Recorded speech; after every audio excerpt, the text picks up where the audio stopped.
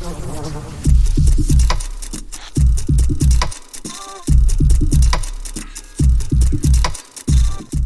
to the Scandinavian Mind podcast, our weekly show about how technology is changing the creative industries.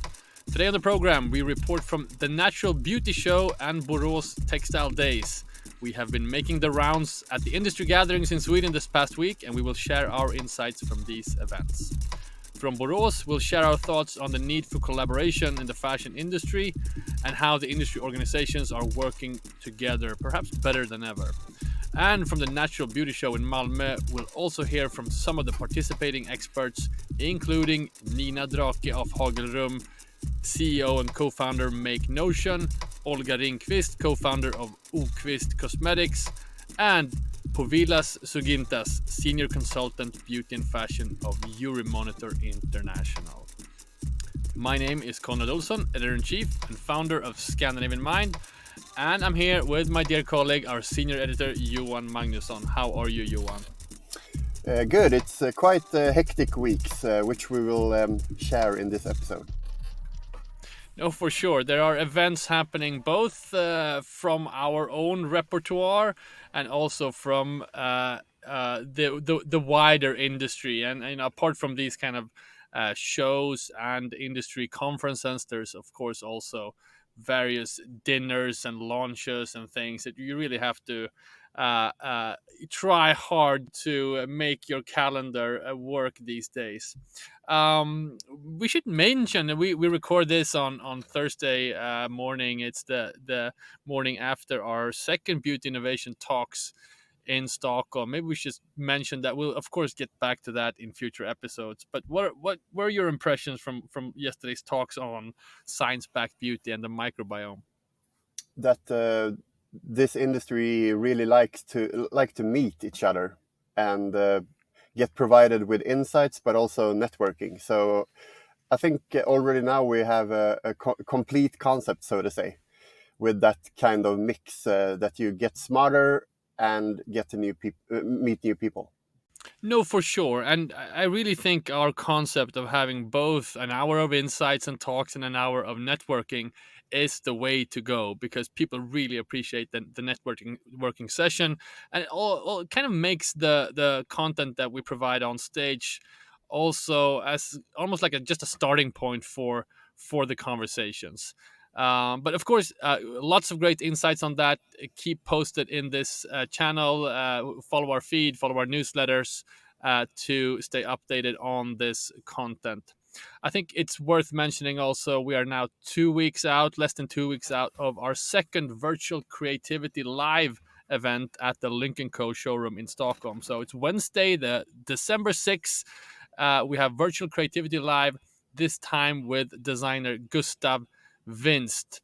He's an interior designer who really works kind of cross-platform with the help of VR and 3D tools. Very innovative character. It's going to be really fun talking to him on that live podcast recording.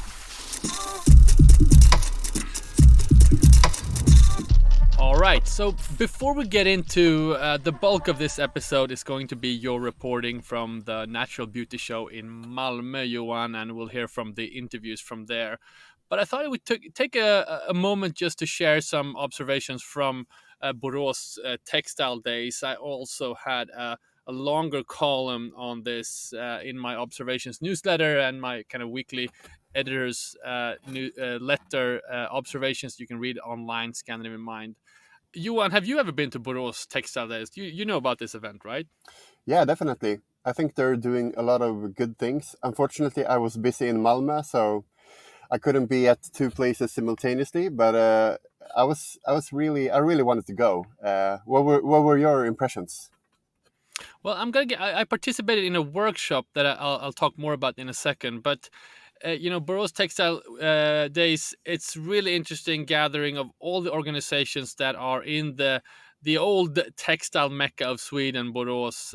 They have a series of like a group of organizations, including Marketplace Borås, Science Park Borås, Smart Textiles, and of course the Swedish School of Textiles, which is the one of the leading fashion schools in the world. Actually, I think they're on the eighth place. I don't know how you mentioned how you measure that, but they were very proud of the fact that they were the eighth most prominent textile or fashion school in the world.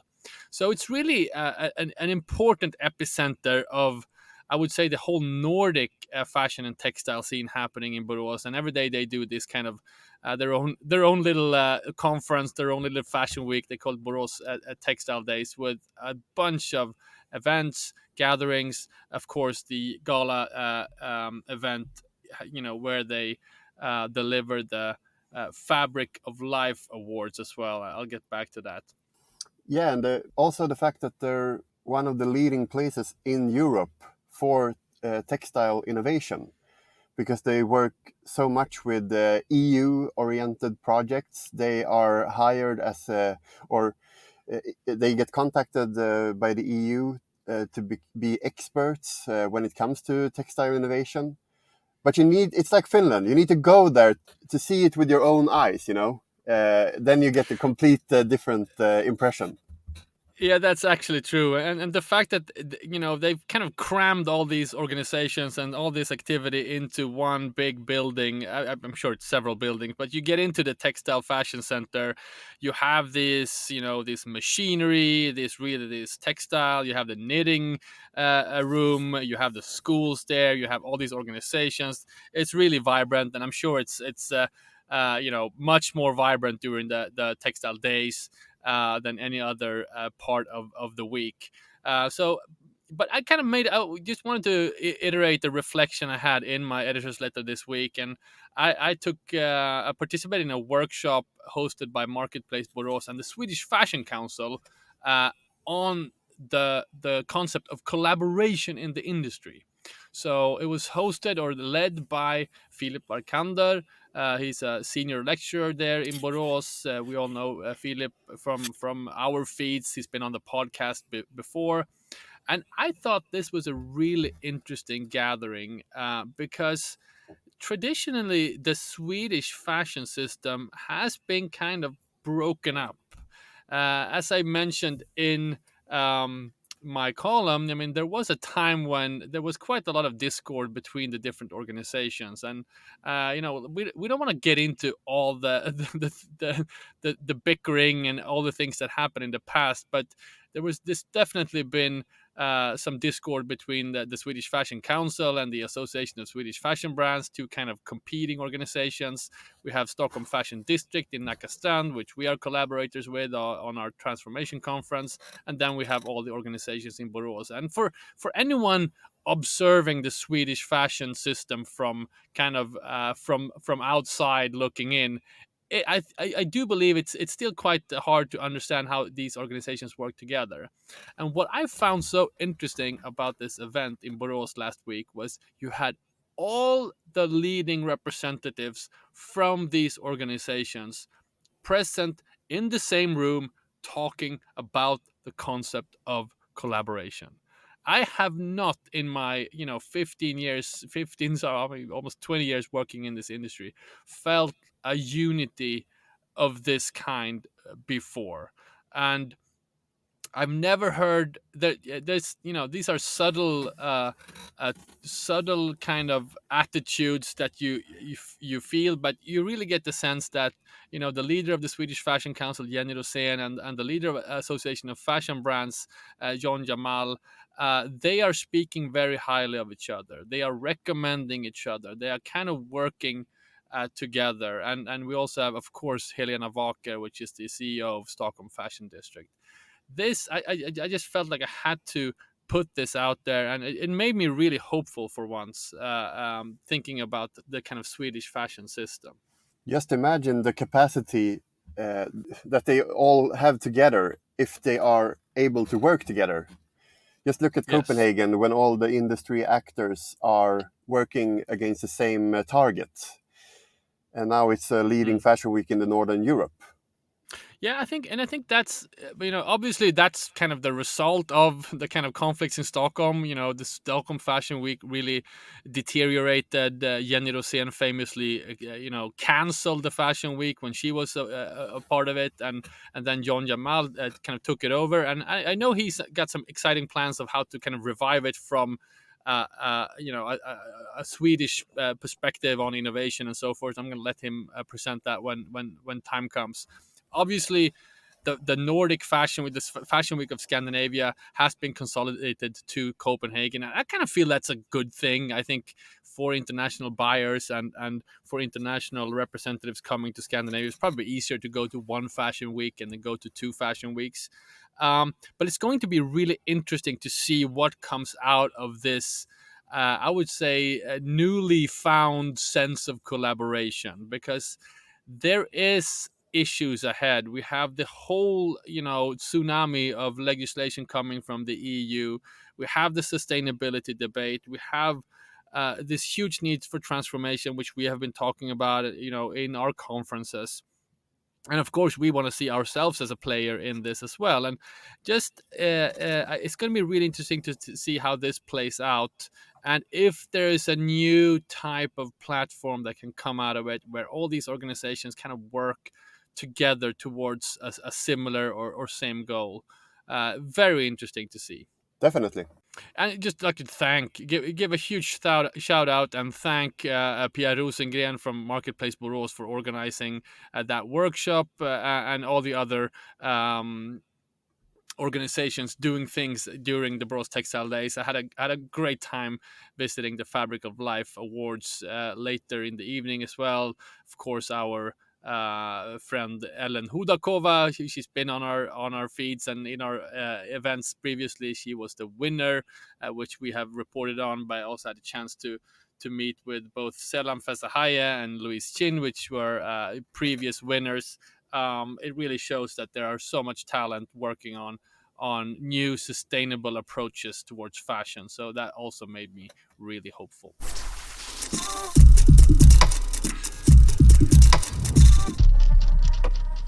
All right, moving on in our journey throughout Sweden, we go way down south to Malmö and the Natural Beauty Show. Johan, you're going to have to explain, what is this event? It's the leading trade fair business event for sustainability in the Nordics. They've been around for a bunch of years. This was my second consecutive year there. It's the entire fair is called Eco Living Scandinavia, and I spent a full day at the part of Eco Living Scandinavia that presents beauty and skincare and personal care brands, called Natural Beauty Show. Next year they will move to Stockholm, so closer to us, and yeah, closer for many more people. It's a very, very popular show. It's not so well known, but it was crowded. It was a great atmosphere, and of course, I don't have to mention the. It's of course very, very timingly to have such a fair in these days, Right. and also a great opportunity for other countries to gather a few of their so-called sustainable suppliers and have their own pavilions at the fair to show what a sustainable country you are in, Greece or Norway or Denmark or also Sweden.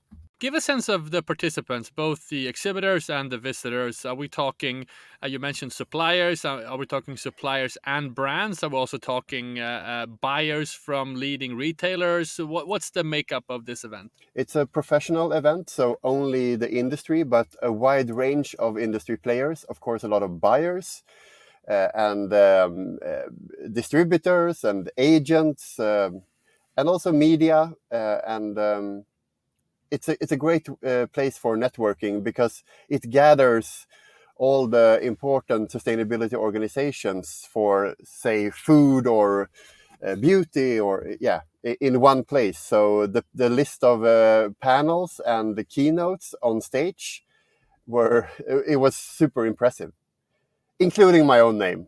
Oh yeah, exactly. Let's not forget, you were on stage in one of the panels. What did you talk about?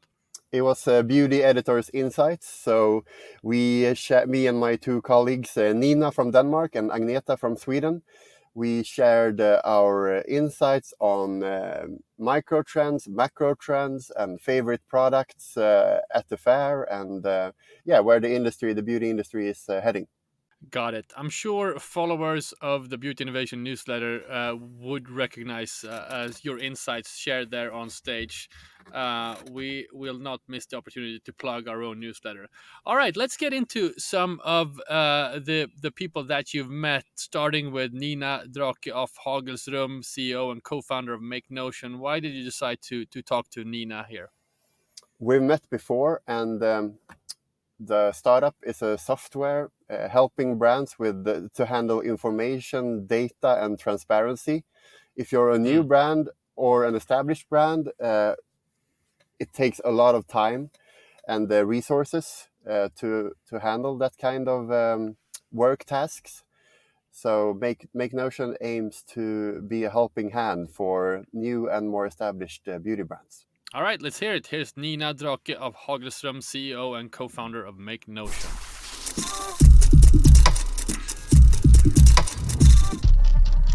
So Make Notion is a software that is directly towards makeup or cosmetic companies to help them with the administration, with the sales-related administration, but also with compliance and regulatory matters. Why is this so relevant for the brands that you're aiming to reach? Well, I think that many cosmetic companies today are entrepreneurs that really want to sell a great product, but with all the legislations and regulations around these products, many companies struggles with knowing exactly what to label the products with, what to ask for from manufacturers, etc. But also many retailers today are demanding more and more information because they also have a responsibility. So I want to enable every cosmetic company, even if they're really small or really big, to have the same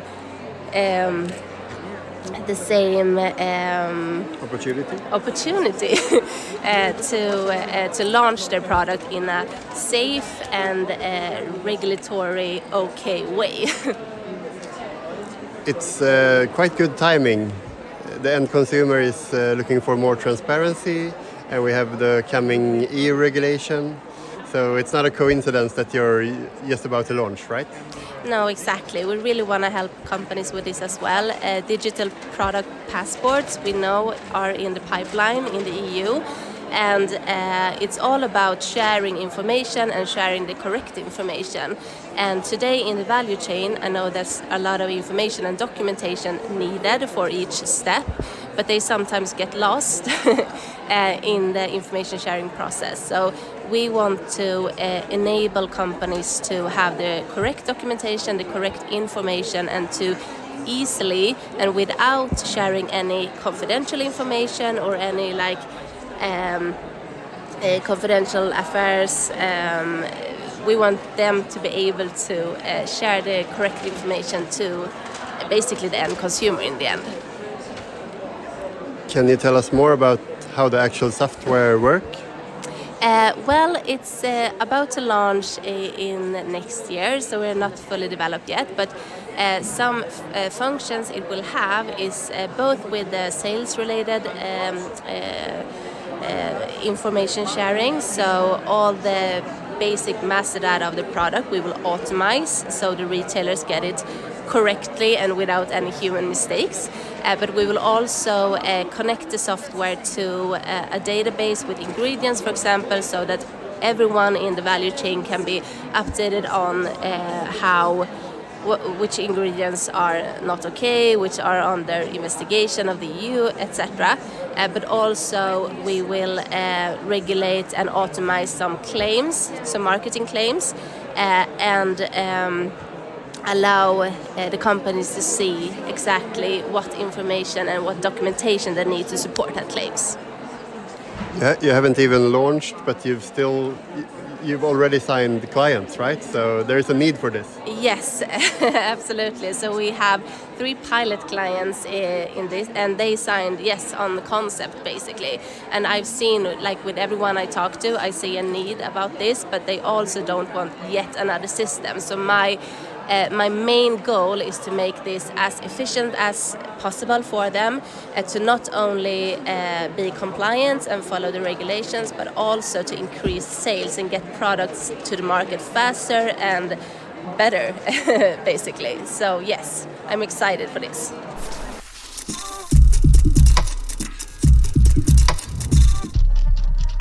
All right, that was Nina Drake of Hagelsrum from Make Notion. Johan, next up is Olga Ringquist, co-founder of Oquist Cosmetics. I actually shook hands with Olga last night yesterday at our beauty innovation event. But describe who Olga is and why we talking to her. Natural Beauty Show is great because, as mentioned, it's a wide range of exhibitors. You have certifications there like Nature and EcoCert. And you have major brands. You had a Polish pavilion, but also a lot of startups and new entrepreneurs. And Olga was one of them. We've met several times. And Oquist, they provide waterless beauty in the shape of oils for face and body. And the water scarcity, the lack of water, will become an increasing issue for the beauty industry to handle. So oil-based cosmetics could and will become a great alternative, and it will become more and more accurate for beauty brands to consider. Interesting. Yeah, we talked about water last night at the Beauty Innovation Talks as well. So we'll definitely get back to this topic. So let's hear it. Here's now Olga Ringquist, co-founder of Oquist Cosmetics at the Natural Beauty Show in Malmö.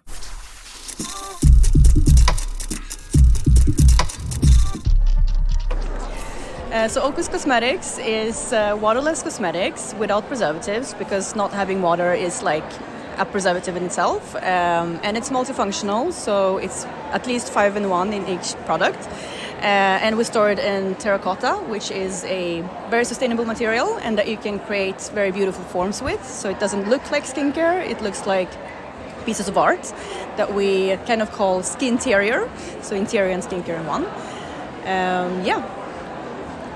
You're one of the most ambitious skincare brands that we've covered from the Nordics in the last few years. What has it been like to implement waterless skincare in Scandinavia? Well, it's a challenge, of course, because on average a product contains 80% water if you look at like a standard skincare product. So if you take that away, you have to replace it with something else that usually is much more expensive than water, because water is basically free. So the challenge is, of course, the pricing, not towards the end consumer, because we want to have that quite affordable, but for us as producers who have to take the cut, right? So that plus our packaging, which is also more expensive than plastic, creates very small margins to play with.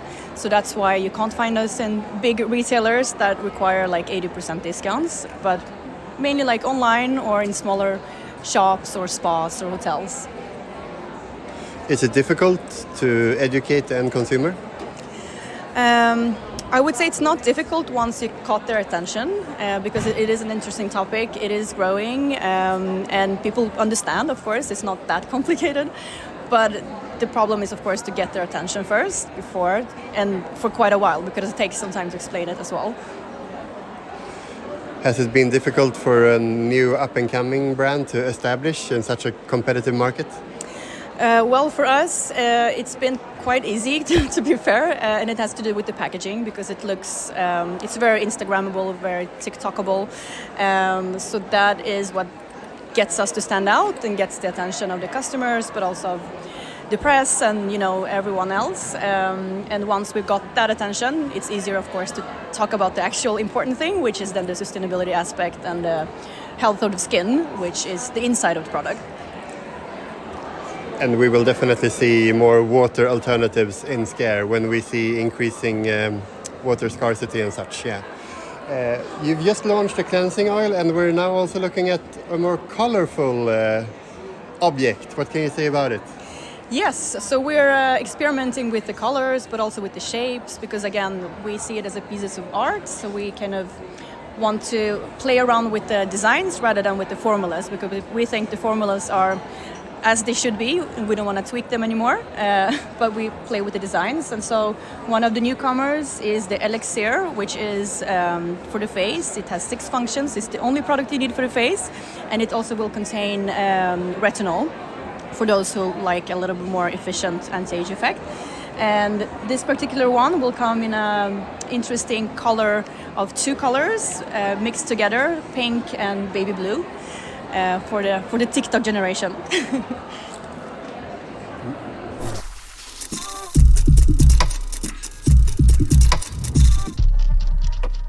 All right, that was Olga Ringquist of Oquist Cosmetics. All right, now for a final interview. I know it's a bit longer one than the others. You talked to Povilas Sugintas, the senior consultant of beauty and fashion at the Euromonitor International. This sounds like it's crammed with insights. Let me know a little bit what you talked about and why you talked to Povilas. We need to say that we now welcome our first Lithuanian guest to the podcast, and he was amazing. he was on stage talking about the times we're in, inflation, worrying economic situation for end consumers, for companies and such, and how that can become turned into an opportunity for beauty brands. So a lot of insights, and we're happy that he could join, because Euromonitor is quite often used as a source for the Beauty Innovation newsletter. So it was great to get to meet him face to face and hear him provide his insights. That's wonderful. I mean, I gotta say, I think the Baltics, I think that's kind of the next frontier for Scandinavian mind. There's so much happening in the Baltic countries, Estonia, Lithuania, just by the sheer influx of press releases that we get. There's so much happening on the tech scene. There's this talk about building a tunnel between Tallinn and Helsinki.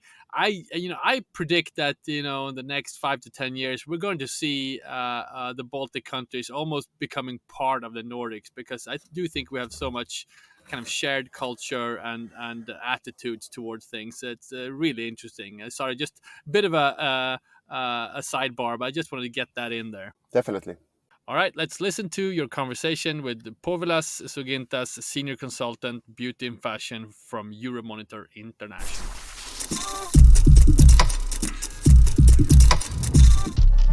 Yeah. Okay, so Euromonitor, we are a British corporation founded more than 50 years ago. And for all these years, we've been helping our clients to make decisions based on data and facts rather than your intuition and your gut feeling. So we are a provider of strategic data, and increasingly we're also offering tactical data, because there's really no such thing as a long term anymore. Decision cycles are getting shorter, so we are responding to that. So we're innovating quite a lot with new products, in the tactical area as well. And here at the fair, you just took the stage. What did you talk about? Yeah, so the theme of the title of my presentation was beauty industry in ugly economic times. So what I tried to explore, and there's only so much exploring you can do in 20 minutes, is we all know that things have not been exactly great economically speaking for the last couple of years with high inflation, and I was just really interested in how does that affect beauty, and specifically beauty in the area of sustainable beauty. Products that are organic. It's a challenge, but also an opportunity. So I was just trying to explore that area myself. How can it become an opportunity to work more with organic and natural beauty? Well, I think one of the important takeaways is that if we look at the data, the demand for organic and natural product, it's not like still there. It's keeping, it's going up still. So even in these challenging economic times, consumers are still, I don't know if this is because of education, changing values, worldviews. There's a lot of things you can only guess, but what you cannot really argue is that the demand is not just there, it's still growing and increasing. And so does the competition, not surprisingly, right? So that's the easiest part, I guess. The tough part is, how do you make it work financially? Because there's a lot of participants in here that I cannot say, with 100% certainty they're going to be here the next year and the following. So, it's tough making a business out of a small organic brand. The Nordics is probably the region where you have the highest chance of success, just because of this support and sometimes verging on this fanatical belief that you can make it. And I think there's also equally important the demand that some people just will not go for a standard beauty product produced by these say giants with sometimes questionable decisions when it comes to ingredients, sourcing, treating your suppliers and all that. So this is really a good area to try those things out. Do you see the trend with natural and organic beauty to continue to grow? Will that continue, that trend? I would say yes. One of the things we always think whenever you see a trend and you can draw a graph and it's a line and it's growing like for 5 years straight, I think as a researcher or any reasonable being, you just think, okay, can this go on indefinitely? And the obvious answer is no. Another question you can ask yourself is, okay, is this the ceiling? Like, have we reached like peak organic? That would be like one of the questions, I guess. My answer would be no, like definitely not. Just because of the supply for many years now, even just this simple thing as availability would be a problem. We can still see from the data that we collect when we do consumer surveys, a lot of people say, I'd love to buy it, it's just I cannot find those products. So one of the obvious solutions to that is just internet, right? It's not like it's all solved in there. You have to build brand. You need to make yourself work on the awareness and availability, all that, but it's one of the solutions. But if your answer is like, can it grow? Can it continue growing? My answer is definitely yes, for at least a few more years. We have not reached peak organic yet. I'm sure of that. Have you also analyzed why the reason behind the growth? Is it more aware and knowledgeable end consumer, or? I think it's impossible to really narrow it down to just one factor. That much is clear. I think some of that is based on values, those like fundamental values in terms of, we know that people are, and especially the younger generation, if they are all so concerned about the climate crisis or whatever name you want to put on it, it just follows that, the products you consume on a daily basis have to somehow reflect that. And one of the ways, and you can just very easily come up with stuff that just cannot continue. And what cannot continue is you buy something that is just damaging forests, like in another area of the globe, somewhere in Asia, when deforestation happens and whatnot. Then it's just being shipped in here across the globe, using a lot of transporting a lot of water, which just makes zero sense when you think of it. It's being sold in a package that you're gonna use once and put in the plastic that you're gonna carry for 10 minutes from the shop to your home, and then it's in the landfill for many centuries on. So you just think like, okay, there's no way we're gonna keep doing it that way. And then based on those questions and the problems come the answers to it. So all the companies in here, they are trying to find out. I think the answer to it, one decision at a time. There's going to be some trials and errors, means quite a lot of errors. So again, we're getting there gradually, but I think the movement is like irreversible. I just cannot imagine one day people waking up saying, that was fun, like let's go back to the old ways. Like no. And also what gives me confidence in these findings is that just now we are in a stagnation/recession in the Eurozone, and Sweden is also not doing great. And we see that this does not stop consumers from, does not scare them away, like I cannot afford this anymore. So that gives me hope and certainty that this is gonna just continue. Yep. Do you have any other takeaways from your session to share? Well, I think what's really hard to put into numbers and quantify somehow, but this digitization. I think we've been hearing about it for so long that we kind of got tired of it or desensitized. And again, it's hard to point to something like very, very specific. But one of the companies that I covered very briefly today was this Oddity Tech, a tech company in the beauty industry. And I'm sure like a lot of beauty companies would not even think about it of that company as their direct competitor. But we're talking about a company with just 2 brands, skyrocketing sales, and the way they do business is just vastly different from what the way it was done even 10 years ago. So we're talking, tracking what people. Tracking things that trend on social media, identifying consumer profiles and identifying their needs, coming up with products, coming up with different customizable products, completely different distribution mode, not using any kind of influencers, but just going directly to consumers. So they just sell it directly to you. So they just rethought the whole approach. And again, it's a young company, so there's no way of knowing, but at least for now, those few years or months even, it seems to be working. Like this is just a juggernaut in the beauty industry. So this digitization, broadly speaking, it's gonna continue. Just as is the sustainability, I think that process is also irreversible. So. And for you at Euromonitor, what do you have coming?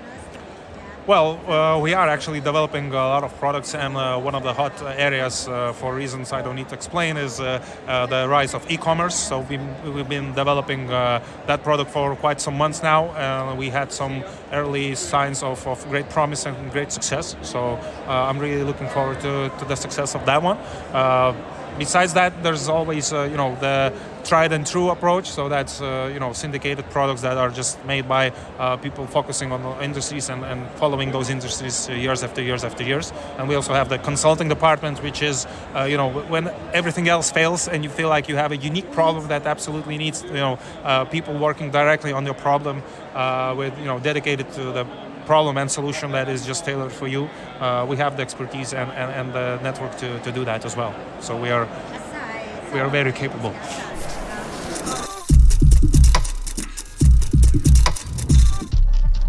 All right, that was Povilas Sugintas from Euromonitor International, interviewed by Johan Magnusson at the Natural Beauty Show in Malmö. All right, Johan, let's wrap it up. Just a few notes to say that we are already planning the schedule for the 2024 spring-summer editions of Beauty Innovation Talks. We're already underway with the Transformation Conference and a series of offshoots, which we call Transformation Talks, kind of smaller events where we invite people from the industry to network. There might be pop-ups at Copenhagen. There might be pop-ups at the events at Stockholm Fashion District. I'm just teasing that, but we'll get back to that. And just a note to say to our listeners, if you are working in an organization that would like to collaborate with us on some of these events, if you have an interesting topic that you think fits our repertoire, do reach out and we'll be happy to collaborate with you, whether it's in the beauty industry or the fashion tech space. That would be lovely as we are planning our schedule. All right, Johan, week and a half until Virtual Creativity Live. Any parting words from you this weekend? It will be great to meet Gustav again at the event. He's such an inspiring character, quite down to earth, but so smart and clever and so far ahead of the rest of his industry. The design industry is not that well known for being so innovative, but Gustav is a great example of the opposite. It's one of my favorite interviews this year that I made with him during Stockholm Furniture Fair last winter. Stay tuned for that. Please follow and subscribe to our newsletters. Visit scandinavianmind.com/newsletter for our major one. Visit scandinavianmind.com/beautyinnovation for our Beauty Innovation Insights newsletter, not to miss out on any of our upcoming talks and events and content coming out of this inspiring organization. Johan, thank you so much for sharing your insights and reporting today. Thank you. Have a great weekend.